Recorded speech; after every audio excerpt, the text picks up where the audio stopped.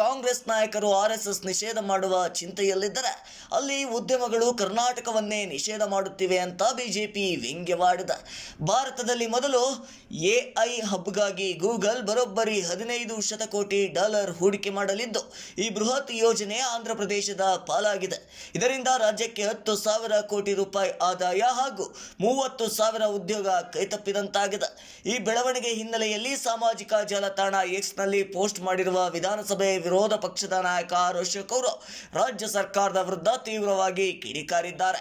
ಇಲ್ಲಿ ಕಾಂಗ್ರೆಸ್ ನಾಯಕರು ಆರ್ಎಸ್ಎಸ್ ನಿಷೇಧ ಮಾಡುವ ಚಿಂತೆಯಲ್ಲಿದ್ದರೆ ಅಲ್ಲಿ ಉದ್ಯಮಗಳು ಕರ್ನಾಟಕವನ್ನೇ ನಿಷೇಧ ಮಾಡುತ್ತದೆ.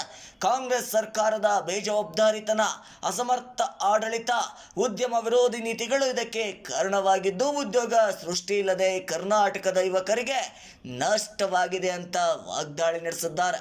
ಇನ್ನಾದರೂ ಕಾಂಗ್ರೆಸ್ ಸರ್ಕಾರದ ಮಂತ್ರಿಗಳು ಅನವಶ್ಯಕ ಹೇಳಿಕೆಗಳನ್ನು ಕೊಡುವುದನ್ನು ಬಿಡಬೇಕು. ಉದ್ಯಮ ಸ್ನೇಹಿ ವಾತಾವರಣಕ್ಕೆ ಹೆಸರುವಾಸಿಯಾಗಿರುವ ಕರ್ನಾಟಕದ ವರ್ಚಸ್ಸಿಗೆ ಕಳಂಕ ತರದೆ ಉದ್ಯಮ ಹೂಡಿಕೆಯನ್ನು ಆಕರ್ಷಿಸುವ ಮೂಲಕ ತಮ್ಮ ಯುವಕರಿಗೆ ಉದ್ಯೋಗ ಸೃಷ್ಟಿ ಮಾಡುವತ್ತ ಗಮನ ಹರಿಸಬೇಕು ಅಂತ ತಿಳಿಸಿದ್ದಾರೆ. ಇದಾಗಿತ್ತು ಈ ಕ್ಷಣದ ಅಪ್ಡೇಟ್ಸ್. ಮತ್ತಷ್ಟು ಅಪ್ಡೇಟ್ಸ್ಗಾಗಿ ನೋಡುತ್ತಾರೆ ಫಸ್ಟ್ ಟಿವಿ ನ್ಯೂಸ್.